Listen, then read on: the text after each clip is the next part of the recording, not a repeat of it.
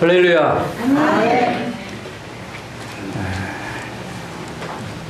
새해 첫 주일날 주님께 첫 예배를 드리고 또 하나님 말씀을 함께 상고해 볼 수 있는 시간을 주신 주님께 감사를 드립니다.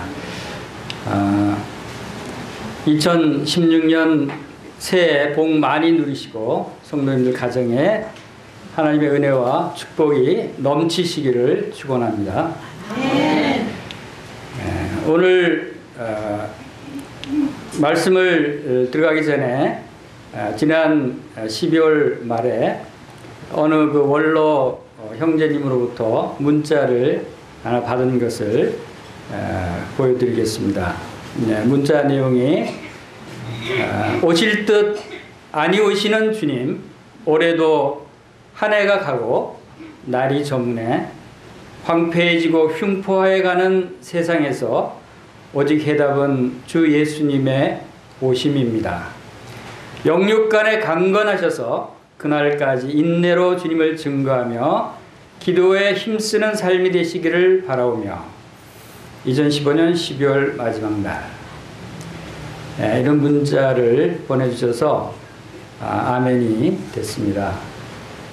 이제 주님 나라를 바라보고 계시는 원로 형제님이 이제 새해를 한 해를 보내고 새해를 맞이하는 그 심령이 우리에게도 동일한 심정이 되리라고 생각이 됩니다. 이 세상 사람들은 새해에 그저 복을 많이 받기를 바랍니다. 그러나 그리스도인들은 이제 새해를 맞이할 때마다 특별히 생각하는 것이 있죠. 그것이 뭡니까? 이 새해가 들어올 때마다 주님이 오실 때가 좀 더 가까워졌다 라고 하는 것입니다. 여러분 마라나타가 무슨 뜻인지 아십니까? 우리 그 요한계시록 22장 20절을 한번 펼쳐 보시기 바랍니다. 요한계시록 22장 20절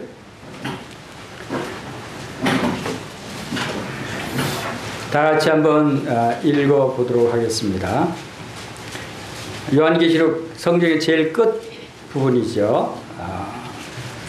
성령님께서 창세기부터 요한계시록까지 많은 성경 말씀을 주셨습니다. 그리고 이 하나님의 말씀을 주시고 나서 제일 끝부분에 말씀하신 그 구절, 그것은 모든 것의 결론이 될 수 있고 우리가 마지막으로 가져야 할 믿음이라고 생각이 됩니다. 다 같이 읽어보겠습니다. 시작. 이것들을 증언하신 이가 이르시되 내가 진실로 속히 오리라 하시거늘 아멘. 주 예수여 오시옵소서. 주 예수의 은혜가 모든 자들에게 있을지어다. 아멘. 여기서 주 예수여 오시옵소서 하는 것이 마라나타라고 하는 이 아람어로 된 헬라 음역입니다. 그래서 마라나타는 주 예수여 오시옵소서. 우리 다 같이 한번 따라해 보겠습니다. 마라나타. 이것은 초대교회 성도들이 서로 만나서 하는 인사말이기도 했습니다.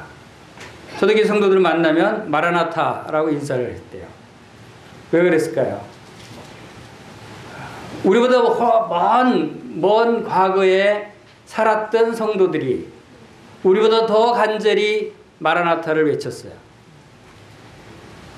주님이 곧 오실 때가 되고 주님을 기다리는 간절한 심령이 그들에게 있었기 때문에 그들은 마라나타 하면서 주님 어서 오십시오 라고 인사를 한 것을 봅니다. 우리 성도들의 소망은 여기에 있다고 봅니다. 우리의 소망이 이 땅에 있는 것이 아니죠. 우리가 이 땅에서 아무리 많은 것을 누리고 산다 할지라도 다 버리고 가야 할 것들이죠.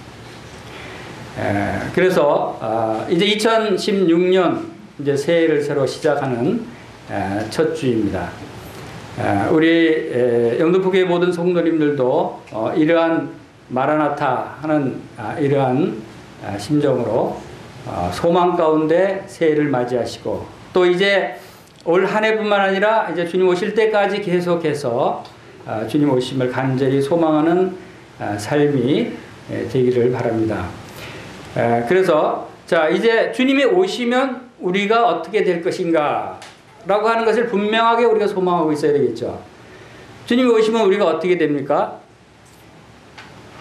우리 모든 성도들이 주님 오실 때까지 살아남은 성도들은 휴거가 된다고 하는 것입니다. 이 휴거의 의미에 대해서 우리가 좀 상고해 보려고 합니다. 휴거의 의미를 올바로 우리가 알고 있으면 우리의 소망이 점점 확실해지겠죠. 나의 미래를 안다고 하는 것은 내 미래를 준비할 수 있다고 하는 얘기예요. 미래의 흐름을 알지 못하면 미래를 준비할 수가 없어요. 그래서 이 세상도 미래학자들이 있고 과학자들도 이 세상의 미래를 예측하고 그 흐름을 파악하기를 애를 씁니다. 왜? 미래가 어떻게 되느냐에 따라서 어떻게 준비해야 될 것인가를 해답을 찾을 수 있기 때문에 우리 성도들은 바로 이 하나님의 말씀에 의해서 하나님의 경륜에 대한 말씀을 통해서 우리 성도들의 교회의 미래를 우리가 알 수 있어야 되는 것입니다. 하나님은 분명히 우리 미래에 대해서 말씀하셨어요. 아주 우리의 생각 이상, 상상 이상의 상세하게 말씀해 주고 계신다라고 하는 것을 우리가 발견하게 됩니다. 그래서 그 중에 가장 중요한 사건 중에 하나가 바로 휴거라고 하는 사건이 일어난다라고 하는 것을 우리가 알 수가 있습니다. 예수님이 마태복음 16장 27절에서 말씀을 하셨습니다. 한번 읽어보겠습니다. 시작. 인자가 아버지의 영광으로 그 천사들과 함께 오리니 그때 각 사람이 행한 대로 갚으리라. 진실로 너에게 이르노니 여기 서 있는 사람 중에 죽기 전에 인자가 그 왕권을 가지고 오는 것을 볼 자들도 있느니라. 주님이 분명히 하나님의 영광으로 천사들과 함께 올 것이라고 말씀을 하셨습니다. 얼마나 그때 주님이 재림하실 때의 모습이 얼마나 참 장관이겠어요. 구름을 타고 수많은 천사들과 함께 공중에 강림하십니다. 그리고 사도행전 1장 8절에서 11절 말씀 예배 시간에 읽어봤습니다. 그 말씀에도 주님이 하늘로 승천하시는 그런 모습을 우리가 살펴볼 수 있습니다. 승천하시기 전에 뭐라고 말씀하셨어요? 성령이 너에게 임하시면 너희가 권능을 받고 예루살렘과 온 유대와 사마리아와 땅 끝까지 이르는 내 증인이 되리라. 그렇게 말씀하시고 11절에 가서 뭐라고 하셨습니까? 너희가 어째 하늘을 쳐다보느냐? 하늘로 올라가신 이 예수는 올라가심을 본 그대로 다시 오시리라 라고 말씀하셨어요. 우리가 이 놀라운 광경을 우리가 영의 눈으로 바라볼 수 있어요. 그리고 그것을 소망하고 기다릴 수 있어요. 그분은 이제 이 땅에 처음 오셨을 때는 초라한 모습으로 오셨지만 또 이 땅에서 많은 고난을 당하셨지만 그러나 다시 오실 때는 만왕의 왕으로 왕권을 가지고 오신다라고 하는 것을 분명히 말씀하고 있던 것을 우리가 봅니다. 그런데 여기 뭐라고 말씀해요? 여기 서 있는 사람 중에 죽기 전에 인자가 그 왕권을 가지고 오는 것을 볼 자들도 있느니라. 이것은 오늘날 우리에게도 주시는 말씀이라고 믿습니다. 여기 있는 여러분 중에도 죽기 전에 주님이 재림하시는 것을 볼 분들도 있다고 믿습니다. 여러분들 이런 소망 가운데 살아가시게 되기를 바랍니다. 그래서 오늘 몇 가지 그 내용들을 살펴볼 예정입니다. 먼저 휴거라고 하는 단어는 영어로 rapture라고 하는 끌어올리다. 그것도 이끌어들이다, 끌어올리다인데 순식간에 끌어올린다라고 하는 뜻을 이 휴거라는 단어가 가지고 있습니다.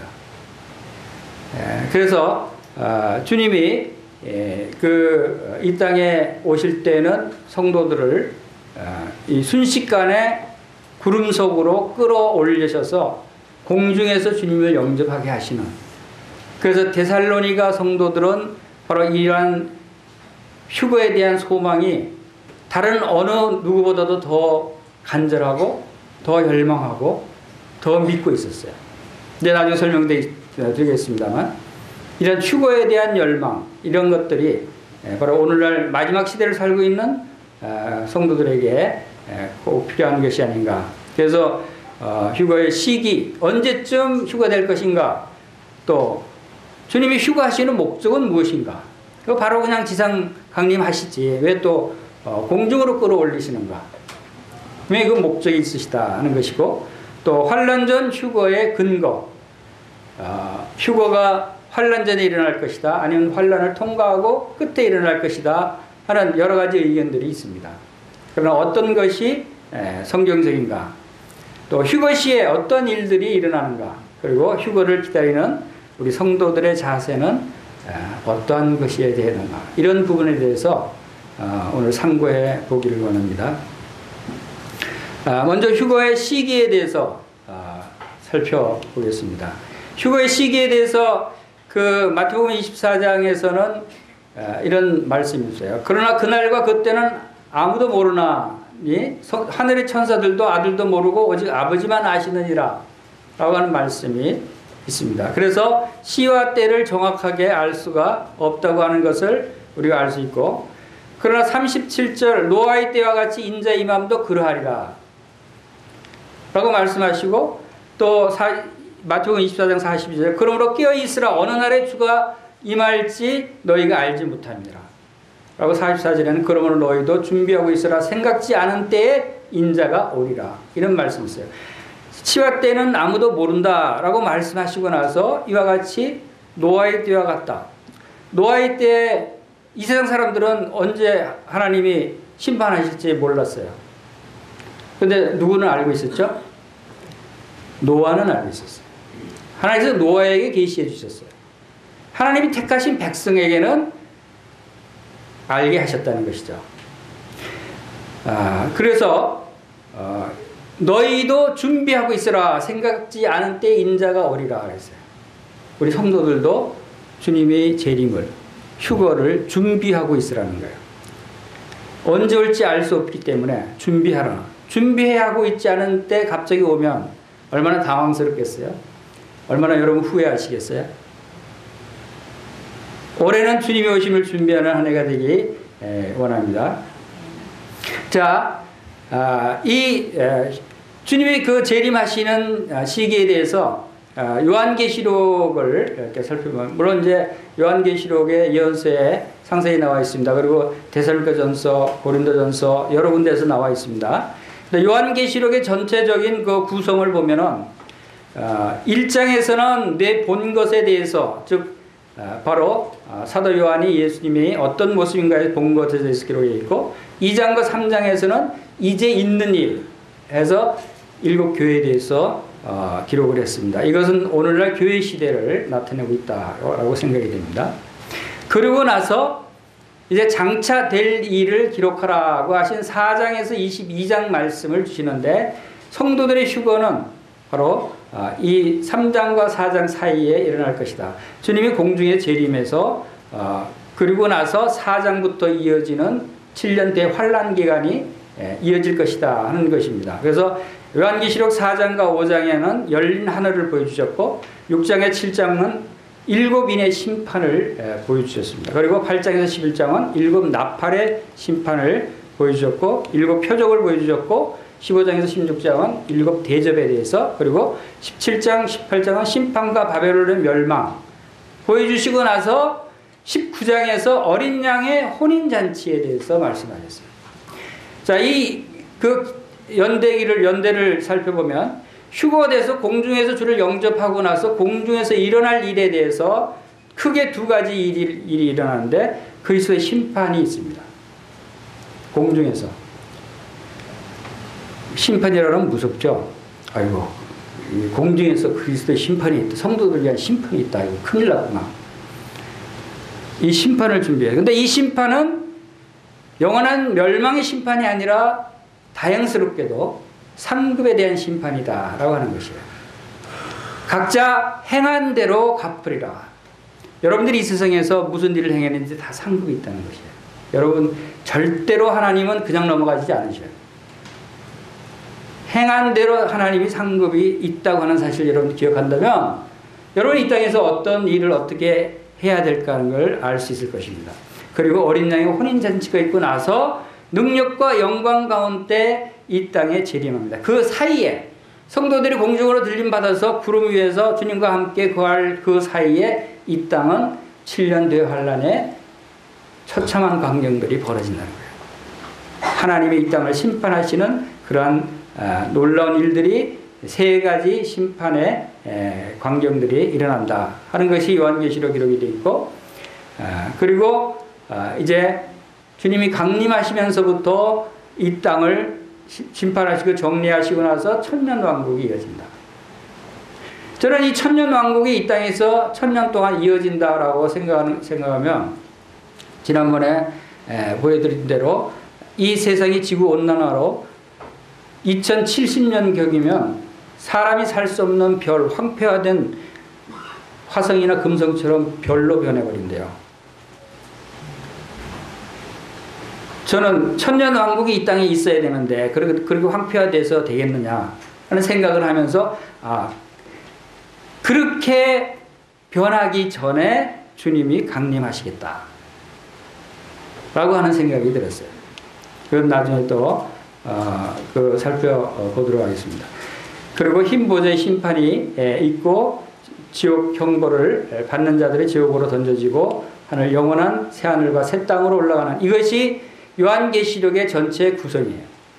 우리는 분명히 교회 시대의 마지막 시대에 살고 있고 이제 곧 휴거할 때에 살고 있다라고 하는 사실을 우리가 기억해야 되는 것입니다.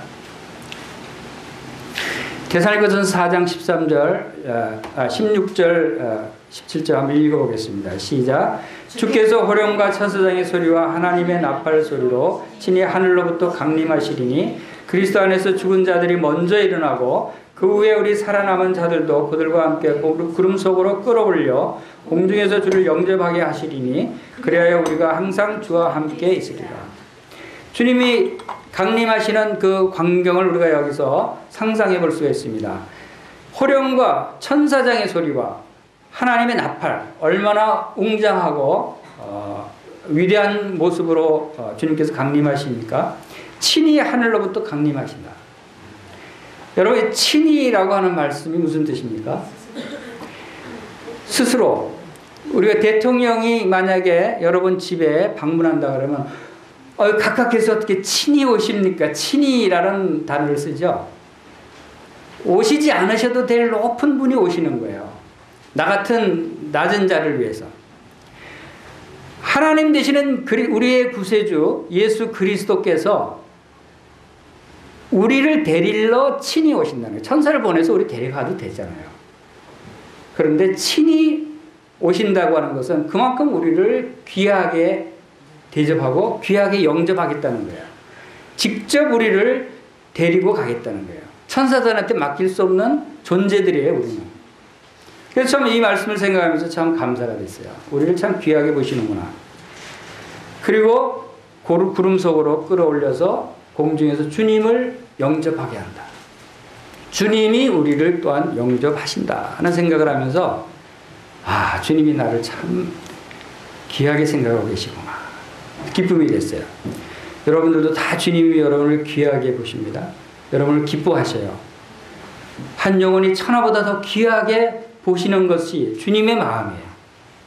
우리가 이 세상에서 아무리 가진 것이 없고 배운 것이 없고 초라하게 고난 가운데 어렵게 산다고 할지라도, 내가 생긴 것이 비록 못생긴다 할지라도, 키가 작다고 할지라도 그런 것이 다 문제가 안 돼요. 주님은 우리의 영혼을, 우리의 마음을 아주 귀하게 보시는 거예요. 그래서 직접 여러분들 데리러 오시는 거예요. 직접 하나님께서. 얼마나 귀합니까? 이제 왜 이렇게 직접 오시는가? 휴거의 목적에 대해서 한번 상고해 보겠습니다.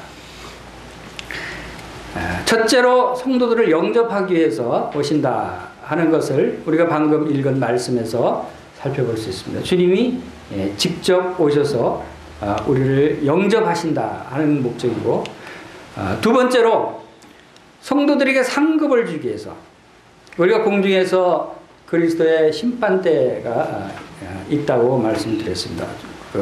주님이 공중재림에서 나타나게 될 심판. 이 심판은 상급을 주시기 위한 심판인데 데살로니가전서 2장 19절 한번 읽어볼까요? 시작. 우리의 소망이나 기쁨이나 자랑의 면류관이 무엇이냐? 그가 강림하실 때 우리 주 앞에 너희가 아니냐? 사도 바울도 성도들로 하여금 성도들로 인해서 기쁨과 소망과 자랑의 면류관이 있을 것이라고 생각을 합니다. 그리고 디모데후서 4장 8절 읽어보겠습니다. 시작. 이제부로는 나를 위하여 의의 면류관이 예비되었으므로 주 곧 의로우신 재판장이 그날에 내게 주실 것이며 내게만 아니라 주의 나타나심을 사모하는 모든 자에게. 바로 의의 면류관, 생명의 면류관, 이런 면류관들이 우리에게 예비되어 있다는 것입니다. 여러분에게도 면류관들이 예비되어 있어요. 여러분들이 이 세상에서 어떠한 삶으로 어떻게 주님의 일을 하고 주님을 섬기고 살았는가에 따라서 다 행한 대로 갚아주시는 주님이시다 하는 것입니다. 그래서 그때 각 사람이 행한 대로 갚으리라. 주님이 약속하신 거잖아요. 이러한 상급을 주시기 위해서 주님이 오신다고 하신 것입니다. 그리고 이제 세 번째는 성도들을 대피시키기 위해서. 무엇으로부터 대피시켜요? 7년 대환란 기간. 이 7년 대환란은 우리가 상상하는 이상의 무서운 일들이 일어납니다. 하나님이 심판하시는 기간이에요. 이 세상 사람들은 이 심판을 자초하고 있는 거예요. 스스로 이 세상 사람들이 하나님의 심판을 받기 위해서 그 길로 지금 행하고 있는 것입니다. 우리가 미래에 일어날 일들을 생각해 보면 사람들이 다 자초해서 지금 그 길로 만들어 가고 있는 것이다 하는 것을 생각해 볼 수 있습니다. 데살로니가전서 1장 10절 한번 읽어보겠습니다. 시작. 또 죽은 자들 가운데서 다시 살리신 그의 아들이 하늘로부터 강림하실 것을 너희가 어떻게 기다리는지를 말하니 이는 장래의 노하심에서 우리를 건지시는 예수입니다. 장래의 노하심에서. 하나님이 노하시면 무섭습니다. 거기서 성도들을 건지시기 위해서 휴거가 일어난다 하는 것을 여러분들이 생각하시기 바랍니다.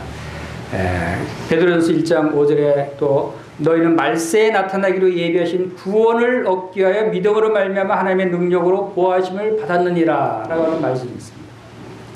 여러분들은 모든 성도들은 말세에 나타나기로 된 구원은 바로 이런 것입니다. 휴거입니다. 부활입니다. 이 세상 심판으로부터 우리를 건져내시기 위한 것을 말씀하고 있습니다. 여기서부터 건져내시기 위해서 지금부터 여러분들을 하나님이 보호하시고 계신다는 거예요. 하나님의 능력으로. 여러분들이 지금 하나님의 능력으로 보호하심을 받고 있는 하나님의 자녀들입니다.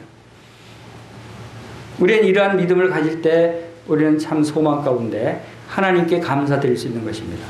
계시록 3장 10절에서는 내가 나의 인내의 말씀을 지켰은즉 내가 또한 너를 지켜 시험의 때를 면하게 하시리라. 우리가 인내의 말씀을 지켰을 때 바로 주님께서는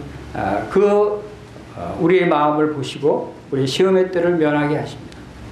소망은 뭐가 필요합니까? 소망은 인내가 필요해요.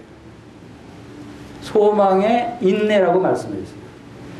소망을 가진 사람은 인내심이 강하게 됩니다. 인내는 소망이 없으면 정말 힘들어요. 참을 수가 없어요. 참고 견디는 것에 대한 무슨 특별한 그 근원이 되는 능력이 어디서부터 오냐면 소망에서부터 오는 거예요. 그래서 여러분이 어떤 어려움과 환난이 있더라도 여러분들이 인내할 수 있는 것은 여러분이 소망이 있는 사람은 인내할 수 있는 거예요. 여러분이 무슨 소망을 갖고 있어요? 여러분이 어떤 소망으로 살고 있어요? 주님을 맞이하게 될 이 휴거의 소망을 여러분들이 가진다면 여러분이 어떠한 어려움과 환난이 있더라도 참을 수 있는 것입니다. 우리에게 닥쳐올 이 환난 시대는 참으로 무서운 시대입니다. 여러분이 계시록 13장에 나타나 있는 적그리스도의 모습을 우리가 상상해봐도 정말 무서운 모습이죠. 적그리스도가 나타낸 모습이 계시록 13장 2절에 내가 본 짐승은 표범과 비슷하고 그 발은 곰에 밝았고 그 입은 사자의 입 같은데 용이 자기의 능력과 보좌와 큰 권세를 그에게 주었다. 짐승 중에서도 가장 무서운 그런 짐승의 비유를 했어요. 곰은 굉장히 힘이 센 강력한 권세를 의미하죠. 표범은 정확하게 신속하게 적을 이렇게 정복할 수 있는 것을 의미하고 사자는 힘과 능력과 그래서 짐승의 왕으로 불리죠. 이러한 놀라운 능력으로 이 짐승 즉 적그리스도가 이 세상을 다스리게 되면서 많은 무서운 일들이 일어나게 된다 하는 것입니다. 요한계시록 13장 15절부터 한번 읽어보겠습니다. 시작. 그가 권세를 받아 그 짐승의 우상에게 생기를 주어 그 짐승의 우상으로 말하게 하고 또 짐승의 우상에게 경배하지 아니하는 자는 몇이든지 다 죽이게 하더라. 그가 모든 자고 작은 자나 큰 자나 부자나 가난한 자나 자연이나 종들에게 그 오른손이나 이마에 표를 받게 하고 누구든지 이 표를 가진 자 외에는 매매를 못하게 하니 이 표는 그 짐승의 이름이나 그 이름의 수라. 지혜가 여기 있으니 총명한 자는 그 짐승의 수를 세어보라. 그것은 사람의 수니 그의 수는 666이니라. 마지막에 적그리스도가 이 세상을 지배하고 다스릴 때 그는 우상을 세우고 자기를 숭배하라고 합니다. 자기 우상에게 절하지 않은 자는 뭐라고요? 몇이든지 다 죽이게 하라. 여러분 이러한 모습을 우리가 여러 번 상상할 수 있죠. 지금도 이러한 모습을 나타내는 세력이 있어요. 그렇죠? 어디죠? 지금도 자기들의 신을 숭배하지 않고 자기를 숭배하지 않는 자는 다 죽이는 사람들이 있어요. 먼저 우리 가까운 북한입니다. 북한은 김일성을 숭배하지 않으면 다 죽입니다. 무조건 기독교인은 무조건 다 잡아다가 감옥에 쳐놓고 총살하고 죽이고 그것이 지금 67년 동안 사행되어 왔지만 지금도 그 일이 일어나고 있다는 거예요. 또 여러분이 잘 아는 매스컴에 떠드는 어느 집단이죠? 이슬람의 IS 집단이 그런 일들을 자행하고 있어요. 이런 것들이 주님은 우리들에게 그 적그리스도의 7년대 환란 기간 동안에 어떤 일들이 일어나고 어떠한 두려움으로 살아가게 될 건가를 예고하는 것이라고 생각이 됩니다. 이런 일들이 이제 7년 환란 기간으로 일어난다. 그리고 그의 이름이나 그 이름의 숫자인 666에 번호를 부여받지 않으면 아무런 경제활동이나 사회활동을 할 수 없는 제재하는 그런 일들이 일어납니다. 이것이 자연스럽게 지금 이 세대가 그렇게 진행되어 가고 있다는 것을 우리가 지난번에 유엔 미래보고서 내용을 살펴보면서도 우리가 알 수 있었습니다. 손에 666을 새기고 이마에 666을 새기고 이미 이마에 머리에 이미 바이오 칩을 집어넣어서 우리의 뇌를 조정하고 사람의 인식표로 사용하게 되는 것은 이미 다 계획되어 있는 일이다 하는 것을 우리가 살펴봤어요. 환란 전 휴거의 이러한 무서운 환란의 기간을 참으로 감사하는 것은 성도들에게 그 기간을 좀 피하게 하신다 하는 것입니다. 그래서 환란 전 휴거에 대한 그 말씀이 있습니다. 그런데 일부 의견은 휴거 시기에 대해서 환란을 통과한다라고 하는 의견을 가진 그런 사람들도 있습니다. 부분 휴거서를 가진 사람들이 있어요. 그리스도 안에서 승리하는 성도들만 환란 전에 휴거가 된다. 그리스도 안에서 정말 바람직하지 못한 그러한 삶을 사는 사람들, 신실하지 못한 삶을 사는 사람들까지는 휴거되지 않는다. 그러나 저는 이렇게 분별합니다. 교회가 휴거되는 것입니다. 특별한 몇몇 성도들만 휴거되고 안 되고 하는 것이 아니고 주님 말씀하시는 것은 모든 성도들, 교회의 단위로 교회를 보십니다. 교회는 하나님의 성전이기 때문에 부분적으로 나뉠 수가 없어요.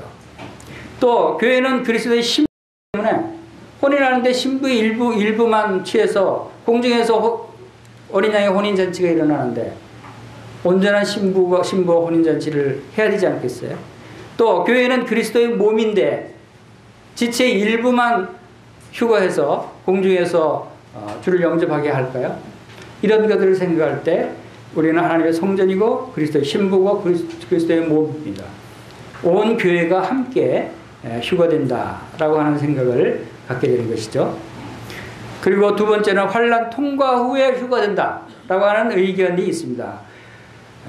그런 의견에 주장하는 사람들은 대부분 마태복음 24장을 주장을 합니다. 마태복음 24장을 보면은 성도들이 환난 기간을 통과하는 것처럼 보입니다. 그러나 그것은 마태복음 24장은 우리 그리스도인을 대상이 아니라 유대인을 향한 유대인에 대한 말씀이다라고 하는 것을 생각하면 거기서 좀 차이가 있다라고 하는 것을 생각하게 됩니다. 그래서 유대인들은 환난을 통과하게 됩니다. 그래서 통과하면서 환난 기간 동안에 주님을 만나게 되는, 그래서 환난 통과하는 것도 잘못된 것이다라는 말씀을 드립니다. 환난 전의 휴거의 근거는 장래 노하심에서 건지신다고 말씀을 하셨고, 또 시험의 때를 면하시게 하신다고 말씀하셨고, 주를 영접하기 위해서 또 우리 휴거를 하신다고 말씀하셨기 때문에 우리가 주님을 믿는 교회는 환난 전에 휴거가 된다. 자, 휴거 시에 어떤 일들이 일어나는지, 첫 번째, 그러면 고린도전서 15장 말씀을 한번 찾아보겠습니다. 고린도전서 15장 51절부터 57절 말씀입니다. 한번 펴시고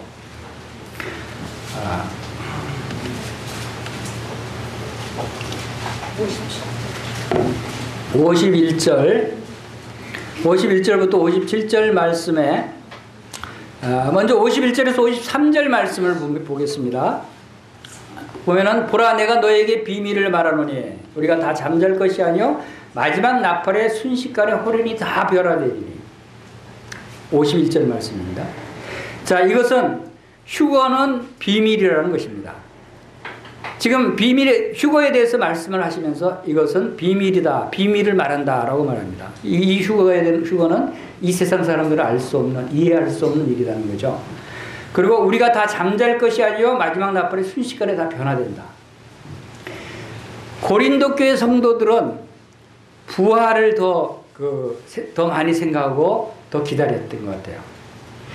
데살로니가 전서 4장을 보면 데살로니가 전서 4장과 이 고린도전서 15장이 다 부활과 휴거에 대해서 말씀하고 있는 부분인데 조금씩 그 말씀의 강조점이 조금 달라요. 그래서 무엇을 생각할 수 있냐면 고린도 교회 성도들은 죽은 성도들은 다 죽어서 주님 강림하실 때 부활된다는 그런 확실한 믿음이 있었어요.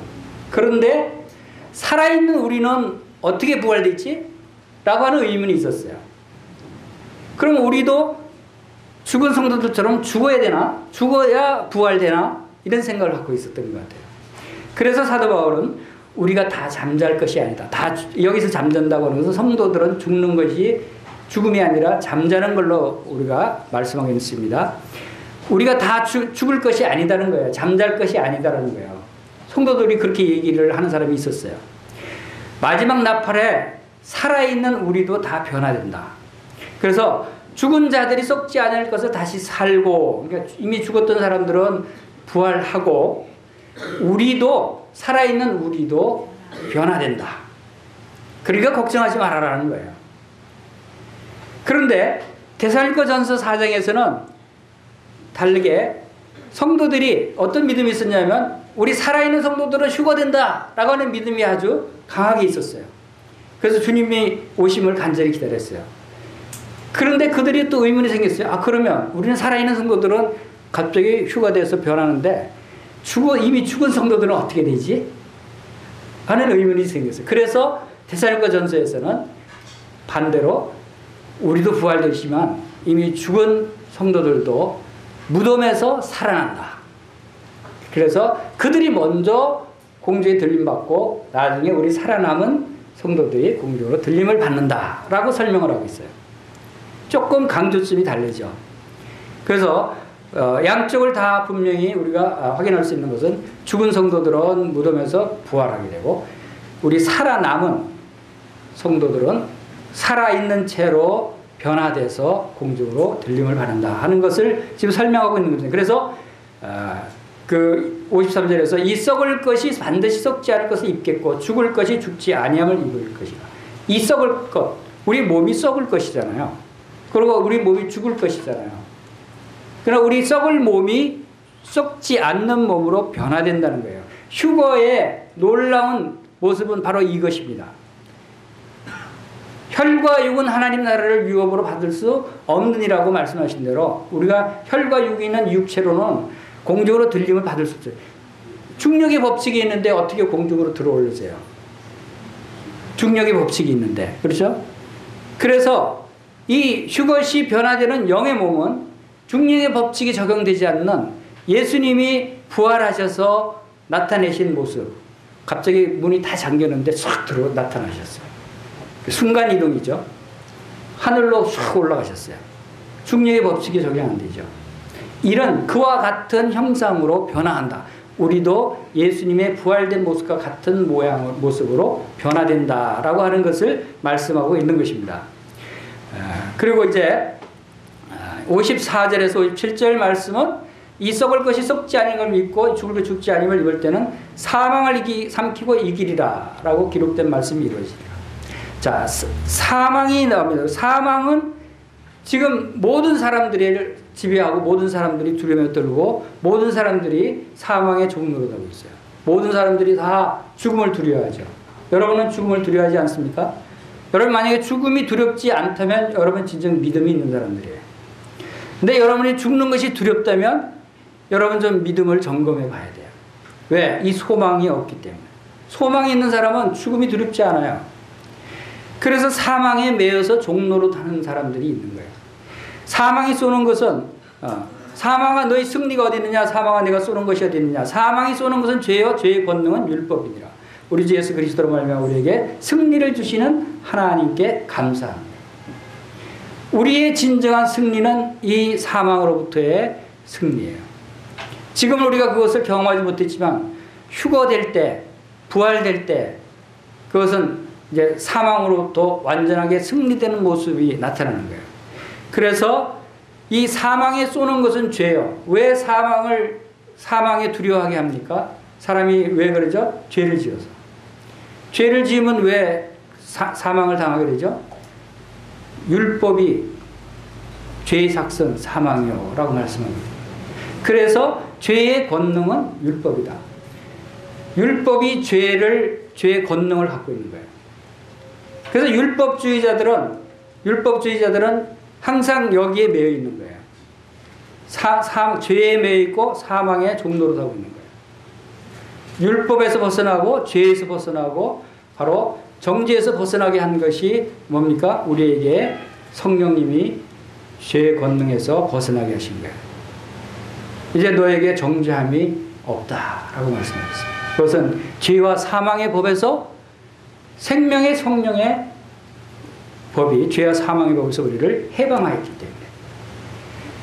그래서 우리의 진정한 승리는 바로 여기에서 나타난다 하는 것을 우리가 알 수 있는 것입니다. 그리고 58절 보십시오. 그러므로 내 사랑하는 형제들아 견실하며 흔들리지 말고 항상 주의 일에 더욱 힘쓰는 자들이더라. 이는 너희 수고가 주 안에서 헛되지 않은 줄 아니라. 자, 이 여러분이 잘 아는 58절 말씀이 무슨 말씀을 주신 다음에 이 말씀을 주셨어요? 이것은 우리의 휴거에 대한 소망, 우리의 부활에 대한 소망의 말씀을 주시고 나서 이 유명한 말씀을 주셨어요. 우리가 이 말씀을 잘 알고 있어요. 자, 견실하며 흔들리지 말라. 왜? 우리에게는 이 소망이 있기 때문에. 우리가 믿음이 흔들리고 참 그 주님의 일을 못하게 하는 것들은 바로 이러한 소망 가운데 살지 못할 때, 성령님의 인도함을 받지 못할 때 바로 이러한 상태에서 흔들리게 되는 것입니다. 율법은 우리의 육신을 통해서 우리의 죄의 권세에 사로잡게 합니다. 그래서 항상 주의 일에 더욱 힘쓰는 자들이 되라 라고 하시는 말씀을 우리가 한번 잘 기억해야 됩니다. 우리가 따라 보겠습니다. 항상 주의 일에 더욱 힘쓰는 자들이 되라. 이것은 마지막 때 살고 있는 주의 오심을 기다리는 성도들에게 주시는 강력한 말씀이에요. 지금 우리가 무엇을 해야 되는가에 대한 말씀이죠. 주의 일에 힘써야 된다고 말씀하십니다. 그것도 항상. 우리가 주의 일에 항상 힘쓸 수 있는 것은 우리가 율법 아래 있는 육신의 모습으로 살 때는 우리가 주의 일에 힘쓸 수가 없어요. 주의 일을 할 수가 없어요. 사단은 우리 마음속에 이렇게 속삭이죠. 야, 너 같은 사람이 어떻게 하나님의 일을 한다고 그래. 너같이 이 허물 많고 너 생활을 한번 돌아봐. 그런 사람이 무슨 주의 일을 해. 너 자신이나 좀 돌아봐. 이렇게 우리를 주의 일을 하지 못하게 합니다.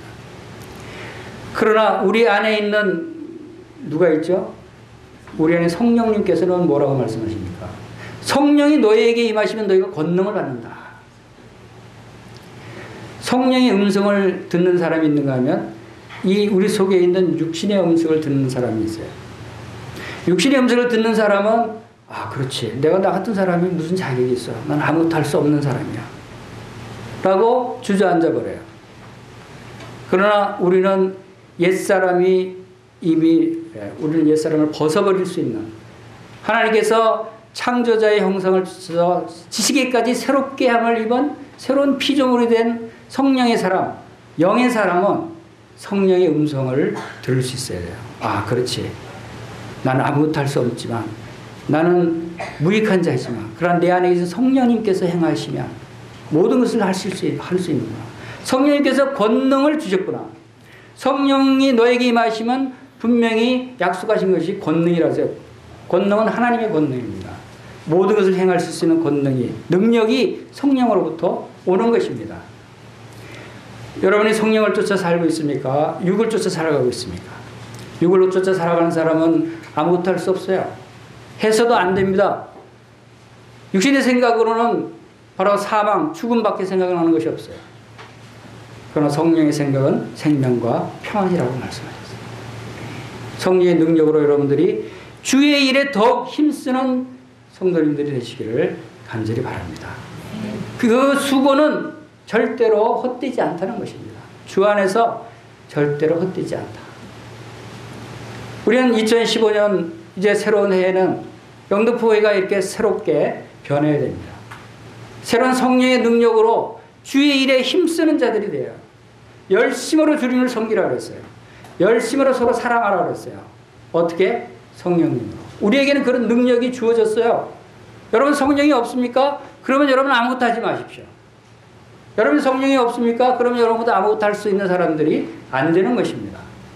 그러나 여러분이 진짜 정말 성령이 여러분에 임했다면 여러분 성령의 능력으로 주의 일에 힘쓰는 여러분들이 되시기를 간절히 축원합니다. 살아있는 성도들은 영적인 몸으로 변화되는 것입니다. 빌립보서 3장 20절 한번 읽어보겠습니다. 시작. 그러나 우리의 시민권은 하늘에 있는지라 거기로부터 구원하는 자 곧 주 예수 그리스도를 기다리노니 그는 만물을 자기에게 복종하실 수 있는 자의 역사로 우리 낮은 몸을 자기 영광의 몸의 형체와 같이 변하게 하시리라.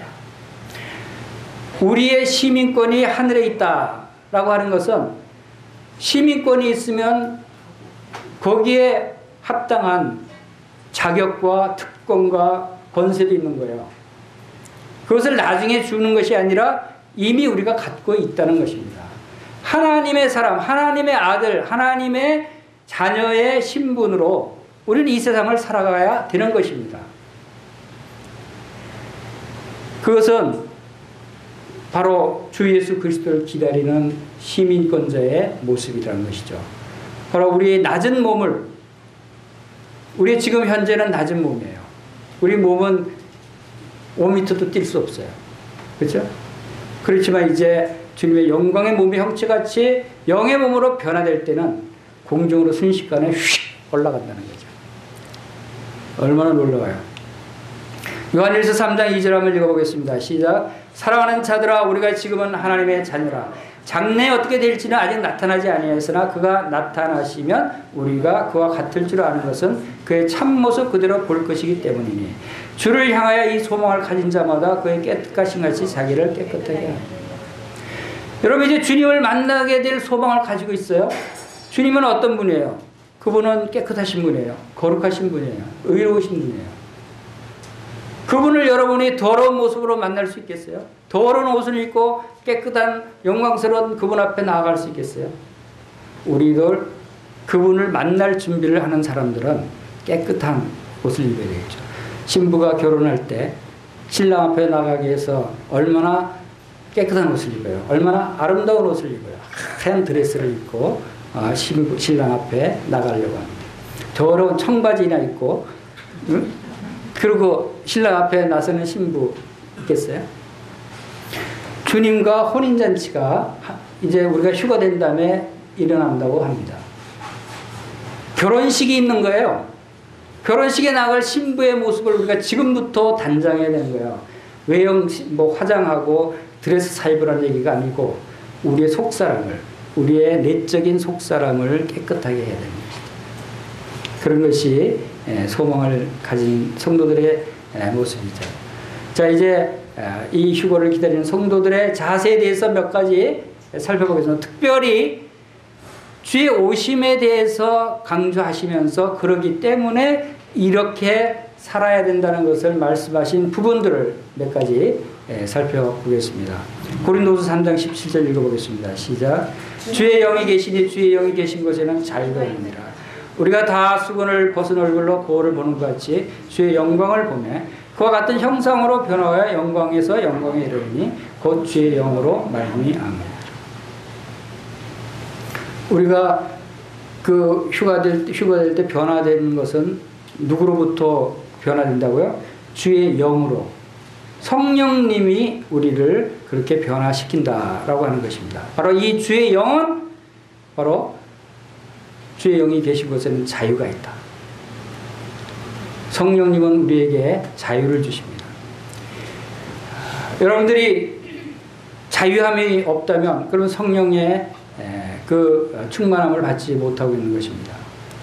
이 자유는 율법으로부터 우리가 자유함을 얻은 것입니다. 사탄으로부터 자유함을 얻은 것입니다. 죄로부터 자유함을 얻는 것입니다. 정죄로부터 자유함을 얻는 것입니다. 성령은 바로 이러한 것들로부터 우리를 자유롭게 합니다. 더 이상 죄의 종, 율법의 종, 사탄의 종에 매여서 살아가지 않아도 되는 이제 새로운 자유가 성령을 통해서 나타나는 것입니다. 이런 자유를 여러분들이 만끽하시는 새해가 되시길 바랍니다. 여러분에게 성령이 있다면 여러분들은 그렇게 자유로운 삶을 사실 수가 있는 것입니다. 영으로 몸의 행실을 죽이라 라고 하는 말씀이 로마서 8장에 있습니다. 8장 11절부터 한번 읽어보겠습니다. 시작. 예수를 죽은 자 가운데서 살리신 이의 영이 너희 안에 거하시면 그리스도 예수를 죽은 자 가운데 살리신 이가 너희 안에 거하시는 그의 영으로 말미암아 너희 죽을 몸도 살리시리라. 그러므로 형제들아 우리가 빚진 자로 돼 육신에 져서 육신대로 살 것이 아니라 우리가 육신대로 살면 반드시 죽을 것이로되 영으로서 몸의 행실을 죽이면 살리니 무릇 하나님의 영으로 인도함 받는 사람은 곧 하나님의 아들이라. 11절에서 끝부분에 그의 영으로 말미암아 너희 죽을 몸도 살리시리라고 하는 것이 휴거를 말하는 겁니다.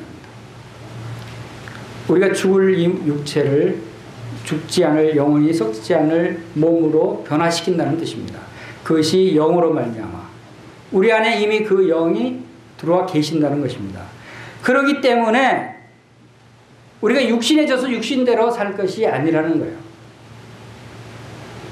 성령이 거하시지만 아직도 육신에 속한 사람들이 있을 수 있어요. 육을 쫓아가는, 성령을 쫓아가는 것보다 육신을 쫓아서 행하는 사람들이 있어요. 신령하지 못한 자라고 고린도전서에서 표현하죠. 여러분들이 혹시 신령하지 못한 그런 상태에 있습니까? 여러분 성령님을 쫓아가십시오. 성령님을 의지하십시오. 여러분 육신의 생각은 모든 것이 다 헛된 것들입니다. 그것은 하나님 앞에 참으로 합당하지 않은 것이고 그것은 하나님께 영광을 돌리지 못하는 것입니다. 육신대로 살 것이 아니고 13절에 보십시오. 너희가 육신대로 살면 반드시 죽을 것이로되 영으로서 몸의 행실을 죽이면 산다. 우리 몸에 잘못된 죄악된 그런 행실들을 영으로서 성령으로 그 행실들을 죽여야 된다는 거예요. 이것을 우리가 의식적으로 성령님을 통해서 우리의 육신을 죽이는 영을 쫓아가는 그런 삶을 살아야 된다는 것이죠. 그럴 때 우리는 하나님의 아들의 합당한 모습이 되는 것입니다. 하나님의 아들은 하나님의 영으로 인도함 받는 사람들이 하나님의 아들이에요. 하나님의 영의 인도함을 받지 않으면서도 하나님의 아들이라고 할 수 없는 것입니다. 그리스도 안에 거하라고 요한일서 2장 28절에 말씀하십니다. 자녀들아 이제 그의 안에 거하라. 이는 주께서 나타나신 바 되면 그가 강림하실 때 우리로 담대함을 얻어 그 앞에 부끄럽지 않게 하려 합니다. 주님이 강림하실 때, 주님이 나타나실 때 여러분 부끄러운 모습이 되면 어떡하죠? 아유 정말 부끄러워서 몸둘 바를 모르는 상태가 되면 어떻게 하겠어요? 그래서 그렇지 않게 미리 우리 마음의 옷을 그리스도 옷 입고 깨끗한 세마포로 옷 입고 단장을 해야 되지 않겠어요? 겉모양만 화장하지 말고 우리 속 마음도 화장을 해요. 주님을 만날 때 주의 일이 더욱 힘쓰는 사람이 되라고 우리 고린도전서 15장에서 우리가 살펴봤습니다. 이것은 비밀이라고 말씀하시고 바로 항상 주의 일에 더욱 힘쓰는 자들이더라 말씀합니다. 주의 일이 뭐예요? 주의 일. 우리가 구체적으로 몇 가지 주의 일을 한번 생각을 해봅시다. 주의 일은 복음을 전하는 일이 가장 큰 일입니다. 마지막 때 주님 오실 때 우리가 무슨 주의 일을 할 수 있습니까? 복음 전하는 것이에요. 오직 너희는 그리스도 복음에 합당한 생활을 하라고 빌립보서 1장 27절에 말씀하고 있죠. 그리고 또 한 가지는 우리가 선교를 지원하고 선교를 하는 것입니다. 마태복음 24장 14절에서 이 천국 복음이 모든 민족에게 증언되기 위하여 온 세상에 전파되리니 그제야 끝이 오리라 라고 말씀했어요. 이 세상 끝 주님이 오실 때 전에 온 세상의 모든 민족에게 땅 끝까지 복음이 전해져야 된다는 것입니다. 그 일을 위해서 여러분들이 기도하고 지원하고 선교를 나가야 되는 거죠. 여러분들이 이 말씀들을 순종한다면 그리고 세 번째로 우리는 성도 사랑을 나타내는 그런 삶을 살아야 됩니다. 요한일서 4장 7절에서 사랑하는 자들아 우리가 서로 사랑하자. 하나님은 사랑은 하나님께 속한 것이니 사랑하는 자마다 하나님께 일어나서 하나님을 알고 사랑하지 아니하는 자는 하나님을 알지 못하나니 이는 하나님은 사랑이십니다. 사랑하지 아니하는 자는 누구를 알지 못한다고요? 하나님을 모르는 사람이에요. 사랑하지 않는 사람은 하나님을 모르는 사람이에요. 하나님이 어떤 분이신지 몰라요. 그런 사람은. 왜? 하나님은 사랑이신데 그 사랑을 모른다면 하나님을 모른다는 거예요. 그만큼 우리가 성도 사랑하고 이웃을 사랑하고 그들에게 복음을 전하는 것이 중요합니다. 그리고 또 주의 일에 또 힘쓸 일 중에 하나가 영적으로 성장해야 된다는 것입니다. 에베소 4장 15절에서 오직 사랑 안에서 참된 것을 하여 범사에 그에까지 자랄지라 그는 머리니 곧 그리스도라. 우리의 머리 되신 주님 그리스도의 장성한 분량에 이르기까지 우리는 자라가야 한다는 것입니다. 그래야 주님을 만날 때 주님과 뵐 때 주님과 함께 기쁨으로 주님을 영접하고 대화하고 함께 거할 수 있지 않겠어요? 복음전도와 선교지원과 성도사랑과 영적인 성장 이 네 가지 부분이 특별히 생각이 들었습니다. 그리고 주께서 가까우신이라고 하면서 무엇을 또 말씀하시냐면 너희 관용을 모든 사람에게 알리게 하라. 관용, 용서, 사랑, 용납, 자비, 은혜 이런 것들을 모든 사람에게 나타내야 됩니다. 왜? 주님이 가까이 왔습니다. 우리가 이 세상에서 무엇을 나타내겠습니까? 그것은 주님의 마음인 것입니다. 주를 기쁘시게 하는 자 되기를 힘쓰라 라고 고린도후서 5장 9절에서 말씀하시죠. 한번 읽어보겠습니다. 시작. 그런즉 우리는 몸으로 있든지 떠나든지 주를 기쁘시게 하는 자 되기를 힘쓰노라. 이는 우리가 다 반드시 그리스도의 심판대 앞에 나타나게 되어 각각 선악간에 그 몸으로 행한 것을 따라 받으려 합니다. 휴거돼서 공중에서 그리스도의 심판대가 있다고 그랬습니다. 그 심판대에 섰을 때 여러분들의 어떤 상급을 받을 것입니까? 그것은 그 몸으로 행한 것을 따라서 받는다고 말씀하십니다. 우리가 이 땅에 있으나 또 이 몸으로 이 땅에 머물고 있으나 아니면 몸을 떠나 있거나 주님을 기쁘시게 하는 것이 우리의 가장 가치 있는 일입니다. 그것이 당연한 것입니다. 이런 일들을 기억하시면 좋겠습니다. 이제 이 세상에 어떻게 흘러가고 하는 것에 대해서 우리가 지난 시간에 살펴봤습니다. 이 세상 사람들이 예측하는 그 미래, 그 중에서 가장 두려운 것은 우리가 자세히 살펴봤지만 그 중에서 네 가지를 뽑는다면 마지막 때 적그리스도가 이 세상을 지배하고 모든 사람들을 핍박하고 주님이 그로 인해서 심판하게 될 그러한 시대로 흘러가고 있는 중요한 부분들이 첫 번째 유전자 조작이 무섭게 지금 변화되고 있습니다. 두 번째 바이오 컴퓨터가 무섭게 발전되고 있어요. 바이오 컴퓨터는 몸속에 삽입시키는 컴퓨터입니다.